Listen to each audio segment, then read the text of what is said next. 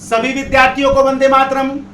आज हम लोग यूपीएससी फिलॉसफी ऑप्शनल के तहत बुद्धिवाद के बारे में पढ़ेंगे। दर्शन शास्त्र की ज्ञान मीमांसा की प्रमुख शाखा बुद्धिवाद यानी रेशनलिज्म क्या है? बुद्धिवाद ज्ञान मीमांसा की एक प्रमुख शाखा है। दर्शन शास्त्र में ज्ञान मीमांसा की दो प्रमुख शाखाएं हैं, बुद्धिवाद और अनुभववाद। आज हम लोग बुद्धिवाद के बारे में पढ़ेंगे। बुद्धिवाद ज्ञान मीमांसा की वह शाखा है जो यह मानती है कि ज्ञान की प्राप्ति का एकमात्र साधन बुद्धि है। बुद्धि के माध्यम से ही ज्ञान की प्राप्ति हो सकती है, इसमें अनुभव का कोई योगदान नहीं है। बुद्धि एकमात्र ज्ञान का स्रोत है। बुद्धि से ही ज्ञान आता है, बुद्धि से ही ज्ञान निकाला जाता है और बुद्धि से ही ज्ञान को जाना जाता है। यानी बुद्धिवाद ज्ञान मीमांसा का वह सिद्धांत है, वह साधन है जो यह मानता है कि एकमात्र ज्ञान की प्राप्ति बुद्धि के माध्यम से ही होती है। आज हम लोग देखेंगे कि बुद्धिवाद की कौन कौन सी विशेषताएं हैं या कौन कौन से तत्व हैं जो बुद्धिवाद को अनुभववाद से एक अलग स्वरूप प्रदान करते हैं। बुद्धिवाद की पहली मान्यता है कि ज्ञान जो होता है, हमारा समस्त ज्ञान जो है वो प्रागंभविक होता है। प्रागंभविक का मतलब यह होता है, प्रागंभविक का मतलब यह होता है कि ज्ञान अनुभव से स्वतंत्र होता है या अनुभव से पहले होता है। हमारा समस्त ज्ञान चूंकि बुद्धि से आता है इसलिए वह अनुभव से पहले होता है, अनुभव से स्वतंत्र होता है, अर्थात प्रागंभविक होता है। यह बुद्धिवाद का पहली विशेषता है। यह बुद्धिवाद की पहली विशेषता है कि हमारा समस्त ज्ञान प्रागंभविक होता है, यानी अनुभव से पहले होता है या अनुभव से स्वतंत्र होता है। और अनुभव से स्वतंत्र होता है, अनुभव से पहले होता है, इसका ही मतलब हो गया कि ज्ञान का एकमात्र आधार क्या होता है? बुद्धि होता है। दूसरा जो तत्व है बुद्धिवाद का, बुद्धिवाद यह कहता है कि यथार्थ ज्ञान की प्राप्ति का एकमात्र साधन बुद्धि है। बुद्धिवाद की यह मान्यता है कि वह अनुभव से यथार्थ ज्ञान नहीं मिल पाएगा। यथार्थ ज्ञान की अगर प्राप्ति करना है तो उसका एकमात्र साधन कौन है? बुद्धि है।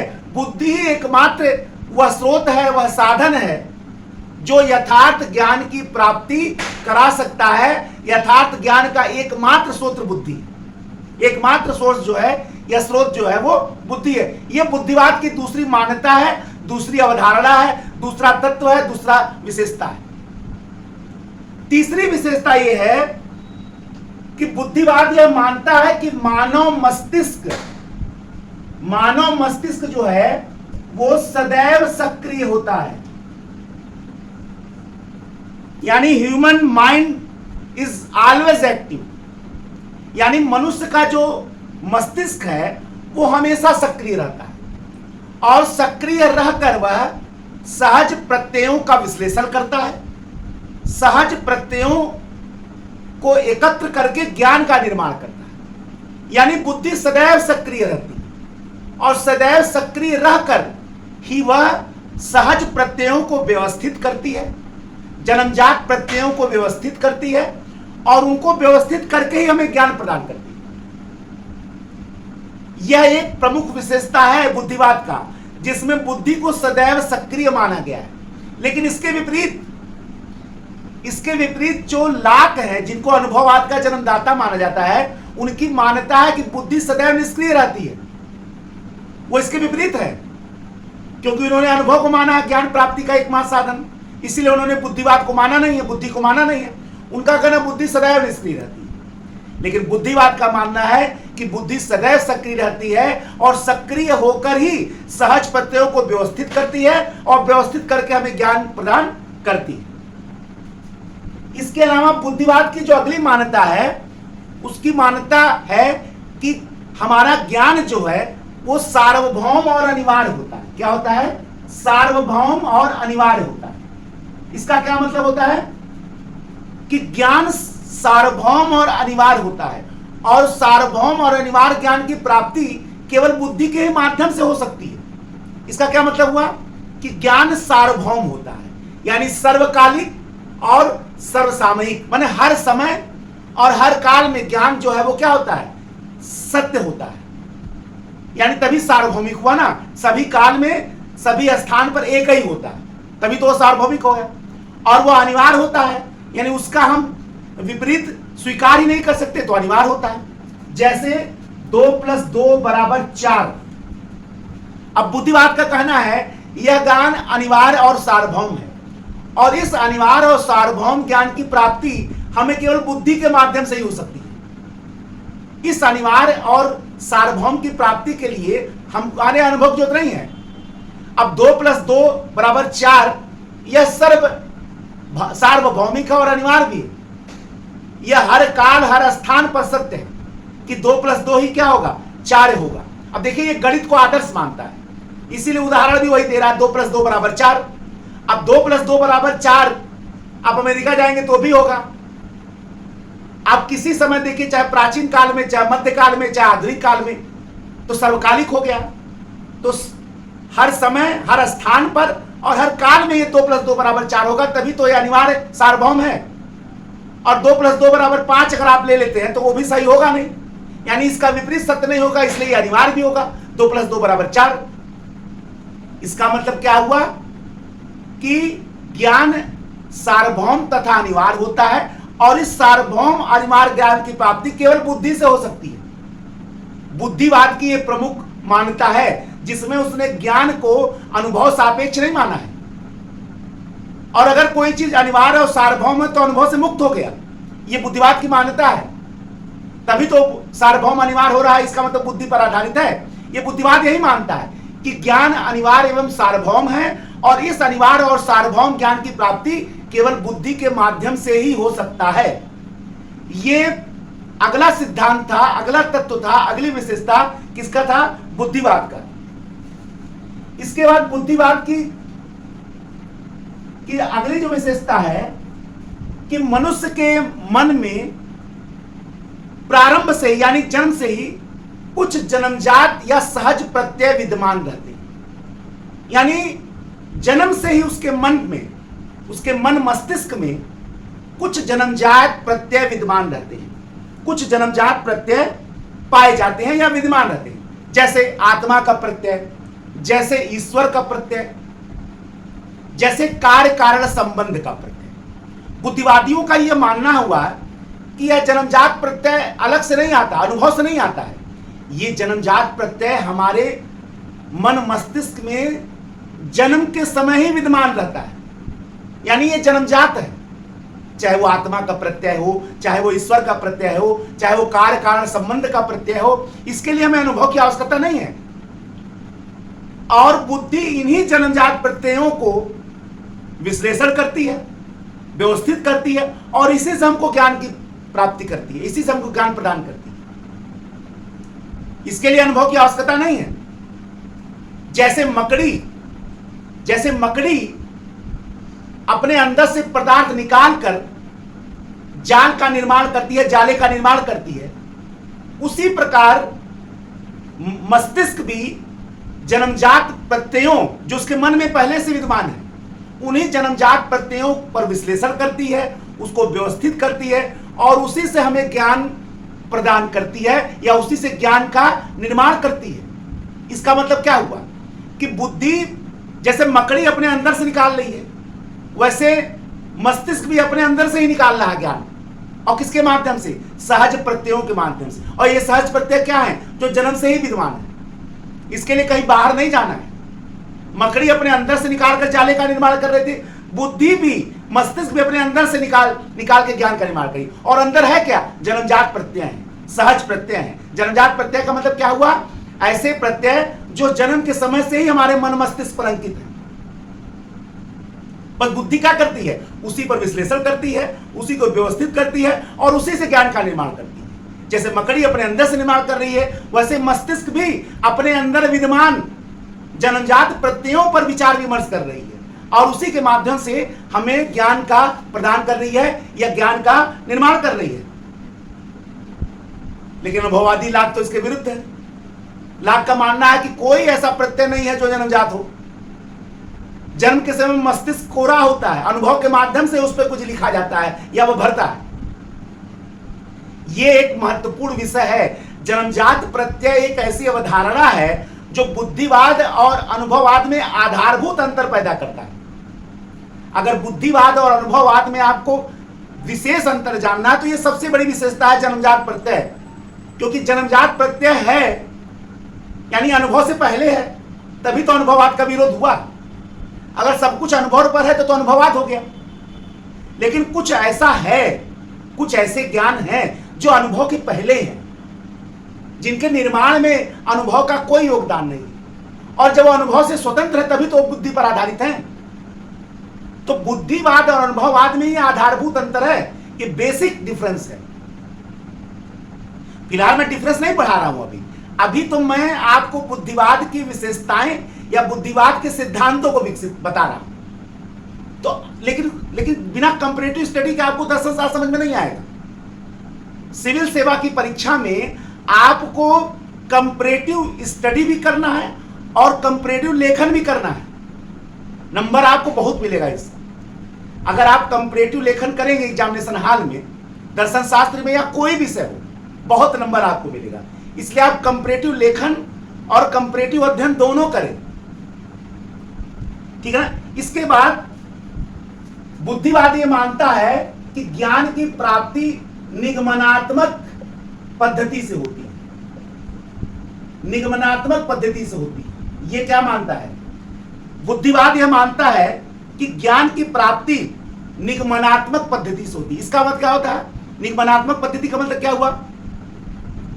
निगमनात्मक पद्धति का मतलब हुआ, डेडिकेटिव मेथड का मतलब यह हुआ कि जिस प्रकार गणित में आप देखते हैं हमारे पास एक फार्मूला होता है और उस जैसे कर्ण पर बना वर्ग शेष दो भुजाओं पर बने वर्गों के योग के बराबर होता है। अब ये स्वयं सिद्ध फार्मूला हो गया। अब इस फार्मूले पे हम जहां भी राइट एंगल ट्रायंगल देखते हैं, समकोण त्रिभुज देखते हैं, वहां पे इस फार्मूले को लगाते चले जाते हैं। यानी स्वयं सिद्ध फार्मूला पहले से हमारे पास मौजूद है और उसी फार्मूले के आधार पर हम अन्य जगह निष्कर्ष निकालते चले जाते हैं, ठीक है ना। सेम यही सिद्धांत बुद्धिवाद अपने इस अवधारणा में भी स्वीकार करता है। बुद्धिवाद का यह कहना है कि हमारे पास भी पहले से ही कुछ स्वयं सिद्ध नियम मौजूद हैं, कुछ स्वयं सिद्ध सिद्धांत मौजूद हैं, जिनको हम लोग सहज प्रत्यय या जन्मजात प्रत्यय कहते हैं। और इन्हीं सहज प्रत्ययों के विश्लेषण और व्यवस्थित करने के आधार पर हमारी मस्तिष्क जो है वो ज्ञान का निर्माण करती है। यानी ज्ञान का निर्माण सहज प्रत्ययों या जन्मजात प्रत्ययों के विश्लेषण से ही होता है, जो स्वयं सिद्ध हैं, जो हमारे मन में स्वयं सिद्ध रूप से विद्यमान है, पहले से ही विद्यमान है। और इन्हीं स्वयं सिद्ध जन्मजात प्रत्ययों के आधार पर ही बुद्धि ज्ञान का निर्माण करती है, मस्तिष्क ज्ञान का निर्माण करती है। इन्हीं स्वयं सिद्ध नियमों, इन्हीं स्वयं सिद्ध सिद्धांतों, जन्मजात प्रत्ययों के विश्लेषण के आधार पर ही बुद्धि ज्ञान का महल बनाती है। जिस प्रकार गणित में पहले से ही स्वयं सिद्ध सिद्धांतों या फार्मूला के आधार पर हम लोग निष्कर्ष निकालते हैं, उसी प्रकार बुद्धि भी हमारे मन मस्तिष्क में पहले से ही विद्यमान स्वयं सिद्ध नियमों, जिसको हम लोग जन्मजात प्रत्यय कहते हैं, उसका विश्लेषण करती है, उसका व्यवस्था करती है, व्यवस्थित करती है और ज्ञान का निर्माण करती है। इसके लिए कहीं बाहर नहीं जाना है, हमें अनुभव नहीं लेना है। अब जिन स्वयं सिद्ध फार्मूलों का निर्माण, जिन स्वयं सिद्ध सिद्धांतों का निर्माण गणित शास्त्र कर रहा है, वही स्वयं सिद्ध सहज प्रत्ययों को साधन कौन बना रहा है? बुद्धिवाद बना रहा है। इसको निगमनात्मक पद्धति कहते हैं कि फार्मूला पहले बना हुआ है, उसी के आधार पर निष्कर्ष निकाला जा रहा है। ऐसे गणित में फार्मूला पहले से बना रहता है, उसी के आधार पर निष्कर्ष निकाला जाता है। ऐसे ही निगमनात्मक पद्धति में पहले से स्वयं सिद्ध हमारे पास सहज प्रत्यय विद्यमान है, उसी के आधार पर हम तमाम ज्ञान का निर्माण करते हैं। अब इसको निगमनात्मक पद्धति को आप एक उदाहरण से समझिए। जैसे सभी मनुष्य मरणशील है, यह एक सिद्धांत है, यह एक फार्मूला है, यह एक नियम है। कि भाई धरती पर जो भी आया है उसको जाना है, जो जन्मा है उसको नष्ट होना है, जो उत्पन्न हुआ है उसका विनाश होना है।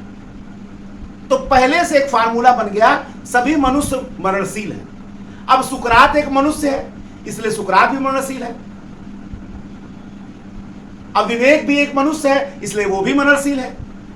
सोहन, मोहन, रोहन, राजू, जो भी कुछ हैं, अगर सभी मनुष्य मरणशील हैं तो इस सिद्धांत को हम जिस पर लागू करेंगे, X Y Z A B C D, वो सब मरणशील हो जाएंगे। पहले से एक फार्मूला बना हुआ है, सभी मनुष्य मरणशील हैं और वो सब पर लागू हो गए।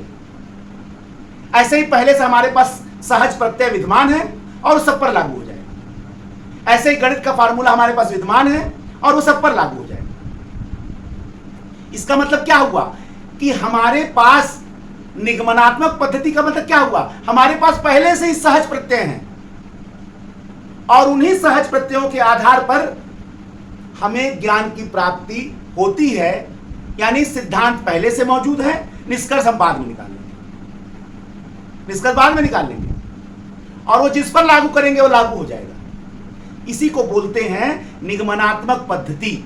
सभी मनुष्य मरणशील हैं, सुकरात भी एक मनुष्य है, इसलिए सुकरात भी मरणशील होगा। सभी मनुष्य मरणशील हैं और वो सब पर लागू। यही काम कौन कहता है? बुद्धिवाद कहता है। बुद्धिवाद यही मानता है कि पहले से ही हमारे पास स्वयं सिद्ध जन्मजात प्रत्यय विद्यमान है और इन्हीं स्वयं सिद्ध जन्मजात प्रत्ययों के आधार पर हम विभिन्न ज्ञान का निर्माण करते हैं। उन्हीं सबको ज्ञान का निर्माण, ज्ञान अलग से कहीं नहीं आता है, वो पहले से ही विद्यमान है, बस उसको विश्लेषण करके बाहर निकालना है। जैसे गणित का था फार्मूला विद्यमान है, निश्चित उस पर निष्कर्ष निकालना है। उसी प्रकार बुद्धिवाद भी कहता है, क्योंकि बुद्धिवाद गणित को अपना आदर्श मानता है। तो ये हमने आपको विभिन्न सिद्धांत या विभिन्न विशेषताएं बता दिया, किसका? बुद्धिवाद का। अब बुद्धिवाद की आलोचना भी दरअसल साथ में आलोचना प्रमुख है। पहली आलोचना यह है कि बुद्धिवाद एक एकांगी सिद्धांत है, क्योंकि यह ज्ञान की प्राप्ति में केवल बुद्धि को ही एकमात्र साधन मानता है और अनुभव की उपेक्षा करता है, जबकि यह अटल सत्य है कि ज्ञान के निर्माण में बुद्धि और अनुभव दोनों का योगदान। बिना अनुभव के क्या बुद्धि ज्ञान में काम करेगा? भाई बुद्धि जो है वो अनुभव के माध्यम से ही सामग्री प्राप्त करती है और फिर उसको प्रकार करती है और उस प्रकार करके ज्ञान का निर्माण करती है। बिना अनुभव के माध्यम से सामग्री मिले बिना क्या बुद्धि हवा में ज्ञान का निर्माण करेगी? इसका मतलब क्या हुआ कि बुद्धिवाद एक एकांगी सिद्धांत, वह केवल ज्ञान के स्रोत के रूप में केवल एक अंग को स्पर्श करता है, इसलिए एकांगी। और किसको स्पर्श करता है? बुद्धि को। और किसकी उपेक्षा करता है? अनुभव का। जबकि यह सत्य नहीं। अनुभववादी लाख, जो अनुभववाद के जनक भी माने जाते हैं, उन्होंने जन्मजात प्रत्ययों का आलोचना किया है और उन्होंने माना है कि ऐसे कोई भी प्रत्यय नहीं होते हैं जो सभी मनुष्यों में समान रूप से जन्मजात हो। और ये सत्य भी है। अगर ऐसा होता तो सभी का ज्ञान बराबर हो जाता। अगर ऐसा होता तो एक मूर्ख एक विद्वान नहीं होता। अगर ऐसा होता तो सभी को वो मालूम होता, जबकि पागलों, मूर्खों, बच्चों को वो सबको मालूम नहीं, तो जन्मजात कहां से हो गए? भाई अगर वो जन्मजात होता और सबको बराबर रूप से मिलता तो सभी बराबर रूप से ज्ञानी होते, सभी बराबर रूप से बुद्धिमान होते। फिर मूर्ख कौन होता? फिर पागल कौन होता? फिर बच्चा कौन होता? फिर अबोध कौन होता? फिर अज्ञानी कौन होता? फिर अविवेकी कौन होता? फिर भ्रष्ट कौन होता? फिर निर्बुद्धि कौन होता? जाहिर सी बात है, अगर ऐसा है तो जन्मजात प्रत्यय नहीं है। कुछ हो सकते लेकिन सब कुछ तो नहीं हो सकते। इसीलिए लाख ने इसकी आलोचना की है। अपने आलोचना में लाख ने यही कहा है कि कोई ऐसा प्रत्यय नहीं जो समान रूप से सबके लिए जन्मजात हो। ज्ञान की प्राप्ति जन्मजात प्रत्ययों से नहीं, अनुभव के माध्यम से ही होता है। तार्किक भाववादी जो समकालीन दर्शन में प्रमुख योगदान रखते हैं, उनका भी मानता है कि ज्ञान की प्राप्ति का सबसे पहला, यथार्थ ज्ञान का सबसे पहला स्रोत है प्रमाणीकरण। प्रमाणीकरण सबसे बड़ा स्रोत होता है। और प्रमाणीकरण के लिए अनुभव की जरूरत होती है। अगर किसी ज्ञान को प्रामाणिक सिद्ध करना है, उसका प्रमाणीकरण करना है, तो सत्यता की पहली कसौटी प्रमाणीकरण ही है। और उस सत्यता की प्रमाणीकरण के लिए सबसे बड़ा स्रोत तो अनुभव है। कैसे? जैसे यह वस्तु हरी है। अब यह वस्तु हरी है, इस बात को सिद्ध कैसे किया जाएगा? जब वाह जगत में वस्तु के रूप में हरी वस्तु का अस्तित्व हो, हरी वस्तु का अस्तित्व हो। और हरी वस्तु का अस्तित्व है कि नहीं, ये बुद्धि से तो पता नहीं कहता, इसके लिए तो अनुभव की जरूरत है। यानी ज्ञान की सत्यता का सबसे बड़ा जो आधार है वो है प्रमाणीकरण। और प्रमाणीकरण के लिए सबसे अधिक आवश्यकता है उस वस्तु का अस्तित्व होना।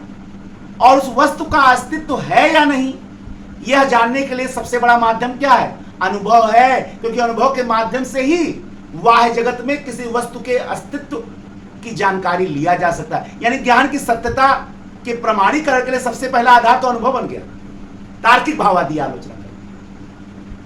यानी कोई वस्तु हरी है, इसकी जानकारी के लिए वाह जगत में उस वस्तु का होना जरूरी है। हम हरी है कि पीली है बाद में जानेंगे, पहले तो उस वस्तु का होना आवश्यक है, उस हरे वस्तु का होना आवश्यक है। और उस हरे वस्तु का होना की जानकारी के लिए हमें अनुभव की जरूरत है। बाद में ना बुद्धि लगेगा कि यह हरा है कि पीला है, पहले तो अस्तित्व होना जरूरी, अस्तित्व अनुभव पर आधारित है। इस आधार पर बुद्धिवाद जो ज्ञान प्राप्ति का एकमात्र साधन बुद्धि को मानता है, यह अवधारणा पूर्ण संतोषजनक नहीं हो पाता है। आगे चलकर कांट ने बुद्धिवाद और अनुभववाद का समन्वय किया है और अपने संश्लेषणात्मक प्रागनुभविक निर्णयों के माध्यम से कांट बुद्धिवाद और अनुभववाद में समन्वय करने में बहुत हद तक सफल हुए। एक नए लेक्चर के साथ मैं विकास श्रीवास्तव आपके समक्ष पुनः उपस्थित होऊंगा। तब तक के लिए जय हिंद, जय भारत, वंदे मातरम।